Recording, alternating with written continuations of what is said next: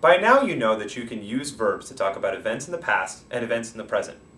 Just like in English, Spanish also has a verb form that allows us to talk about events that began in the past and continue to the present, or that occurred in the past and that have relevancy in the present.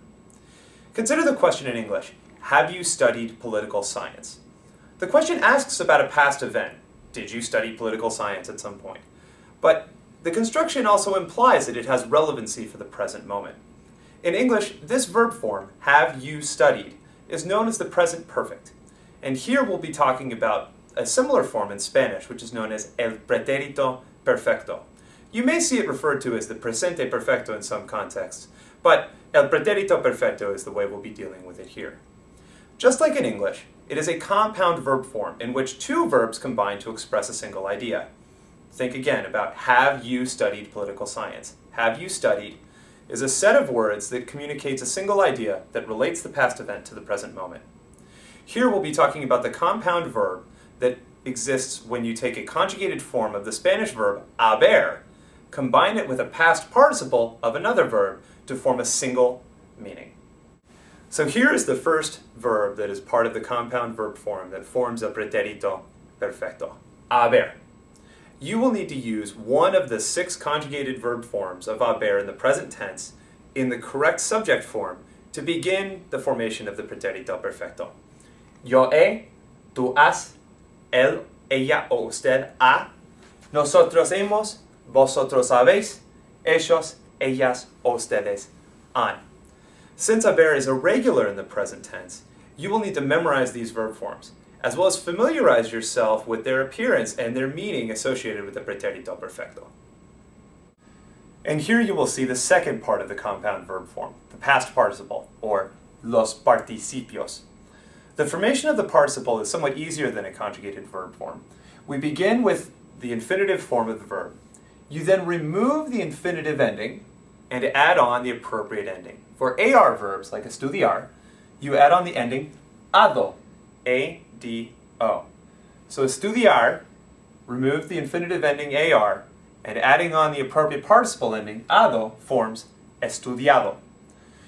For ER and IR verbs, like conocer and salir, after removing the infinitive ending, you add on the participle form ido, I-D-O. So conocer, removing ER, becomes conocido, and salir, removing the IR, forms salido. Again, the participle is the second part of the compound verb form that forms a pretérito perfecto, and is combined with the conjugated form of haber. So as we return to our example, have you studied political science? The way to ask this question in Spanish is ¿has estudiado las ciencias políticas? Has, which is the conjugated form of haber corresponding to tú, and estudiado, the participle form of the verb estudiar. Now let us take a look at some other examples. This first example, he salido con mis amigos. Again, conjugated verb form of haber, he, and the past participle of salir, salido. What does this sentence communicate in English?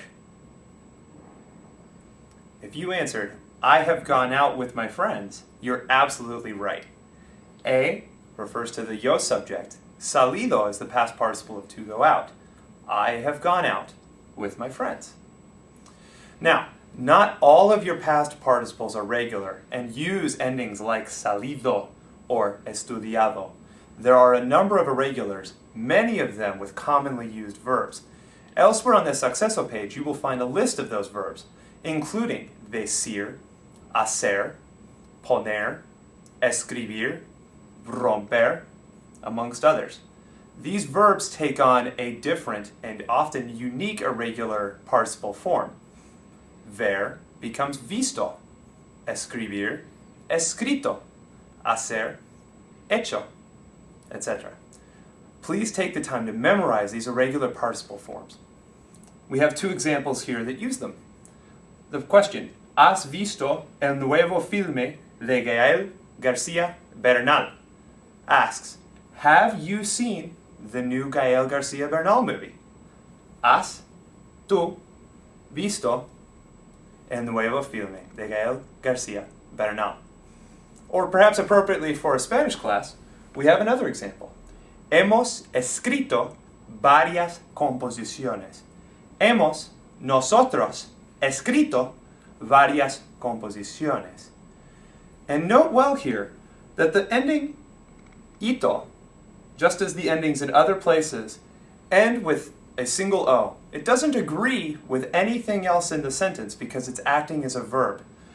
The varias composiciones here has no impact on the ending of this participle. So all you have to remember at this point is that most participles end in ado or ido. A couple of the other ones have irregular verb forms. And the most commonly used verbs, ser, estar, and ir, those are all regular with your participles. So again, when do we use el pretérito perfecto? Just like when do we use the present perfect in English? When we want to register experience, talking about things in the past because they're relevant for our present. Like the question, ¿has estudiado las ciencias políticas? Or perhaps to talk about an event that began in the past and continues to the present. He tocado el piano por 10 años. I have played the piano for 10 years. I started in the past, but I still play. Or to register the consequence or result of a recent event. For example, los Yankees han ganado el partido. The Yankees have won the game. So now that you're familiar with both the form and the use of el pretérito perfecto, please take the time to practice the use of this form elsewhere on the Acceso page.